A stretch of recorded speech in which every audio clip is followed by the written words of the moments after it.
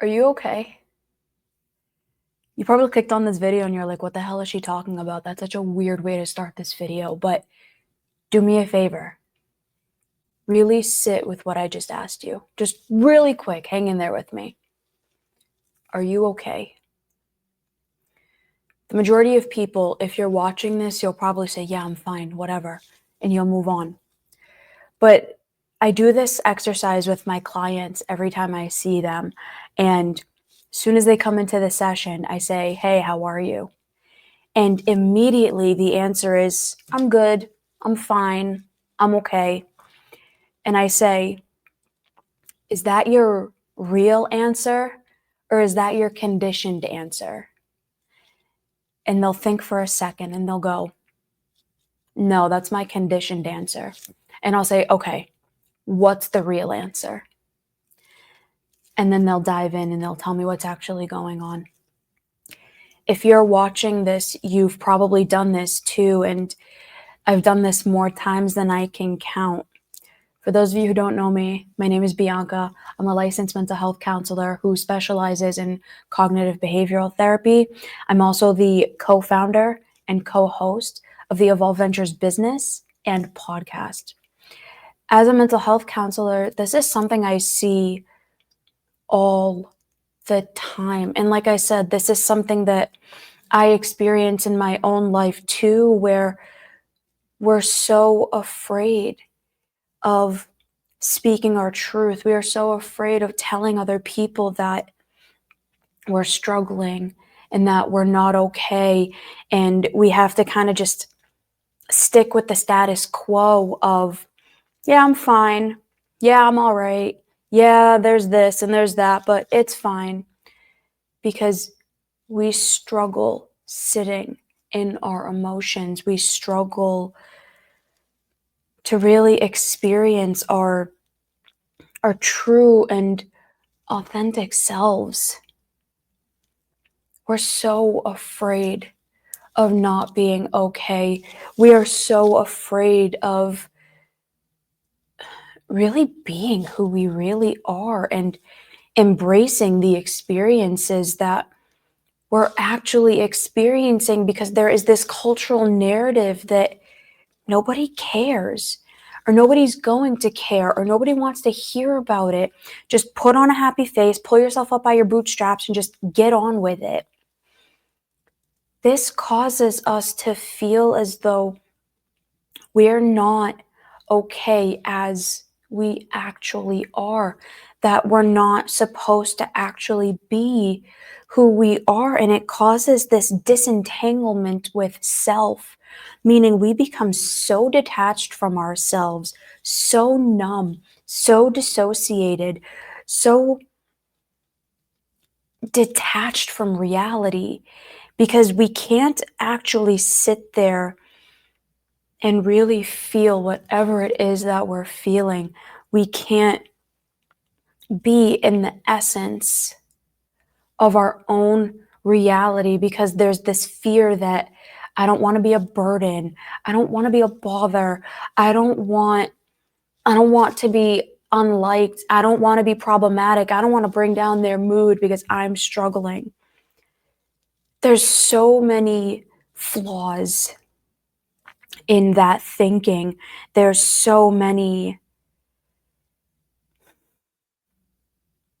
It causes so much suffering, so much unnecessary suffering. I see this every single day. What most people are craving so desperately, and something that I craved and still crave, is real, genuine, authentic connection. We're in a crisis of intimate connection because social media is putting this BS narrative everywhere that everybody's happy and everybody's fine and everyone's doing great, because all anyone is doing is posting their highlight reel and no one's actually seeing what's happening behind the scenes. That the person that just posted that photo, they're probably bawling their eyes out. They're probably deeply unhappy, and they're posting this video or this photo to make themselves feel better and to make it seem as though they're not struggling as much as they actually are. So many of us are struggling. So many of us are deeply depressed and anxious and can barely get through the day without some sort of numbing, some sort of dissociation, some sort of avoidance. What do we do about this? How do we get to a place where we are authentic with ourselves and we can feel whatever it is that we're feeling without guilt, without shame, without feeling as though we're going to be ostracized? How do we build deep, meaningful connections? How do we feel as though we have a place in the world and that we're allowed to be who we are, where we are, in the experience that we are? To anyone watching this is what I wish someone said to me when I was in my deepest struggles, when I was in the pits of depression. I was a young kid who really struggled with mental health and mental health challenges and mental illness. I was severely depressed. I was deeply suicidal. I was engaging in non-suicidal, self-injurious behavior like cutting and scratching and getting into risky behavior because I was so miserable. And I didn't have anyone that I felt like I could talk to. I didn't have a safe space. I didn't feel like it was okay to be me. And there's still pieces of me that experience that it's like, I'm supposed to be this professional. I'm supposed to be whatever. And I'm feeling this way. How am I supposed to help other people? So if you're watching this, you're not alone. And this is what I wish someone said to me. And I'm saying this because I still want someone to say it to me. And I hope this is the message that all of you needed to hear. Number one, the way you get out of it is you stop running away from it. I work with a lot of trauma survivors. I work with a lot of people who are struggling with PTSD and severe depression and borderline personality disorder and all of these things. And the number one factor that all of them share is this deeply rooted shame. If you've never read the book, Healing the Shame That Binds You, it is revolutionary. The book is extraordinary and it has facets of CBT in it and DBT and all of the really evidence-based therapies that are out there. And one of the biggest things that John Bradshaw I think that's the author, John Bradshaw talks about in that book, and the work that I'll do with clients is self-acceptance. Giving yourself the permission to just be where you are in that moment, letting yourself acknowledge it's okay to be where I am. I might not like it. I might not want to stay here, but this is where I am and I'm allowed to be where I am right now. So to the question that I started with, how are you? Self-accept. How are you? Are you sad? Are you angry? Are you frustrated? Are you nervous? Are you anxious? Are you scared? What are you actually feeling?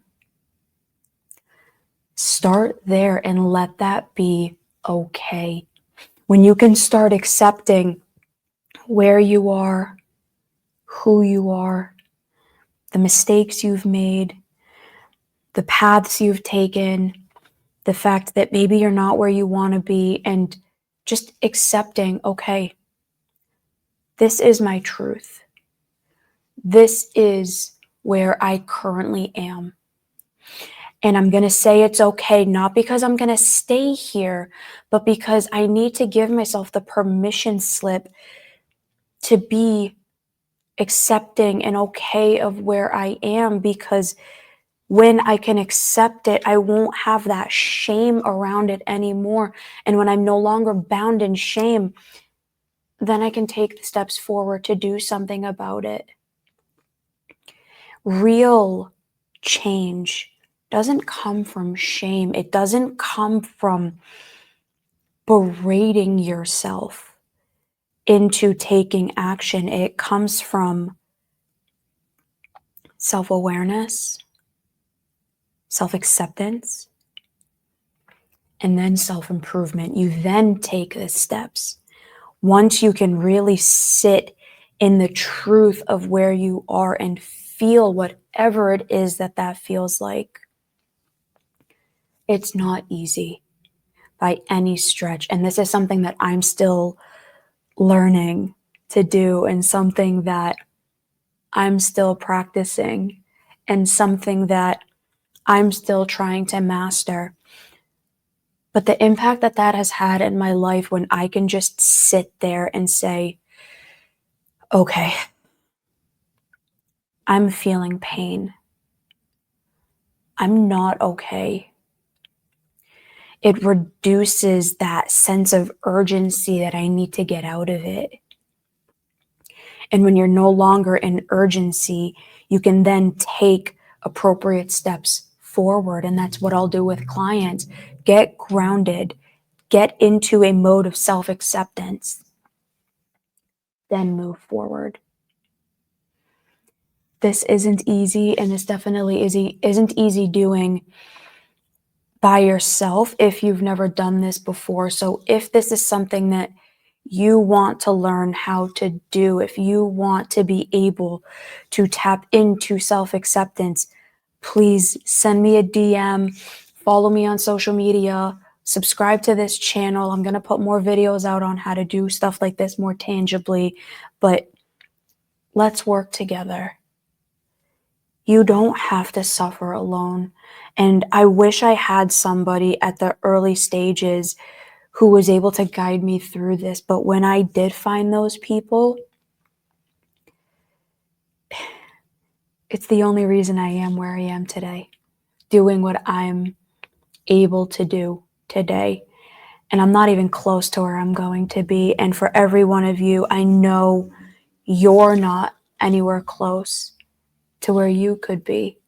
We all have so much potential, but that potential gets squandered and hindered when we don't actually give ourselves the permission to be where we are, to accept where we are, to love ourselves for where we are, and then to take steps forward to change it.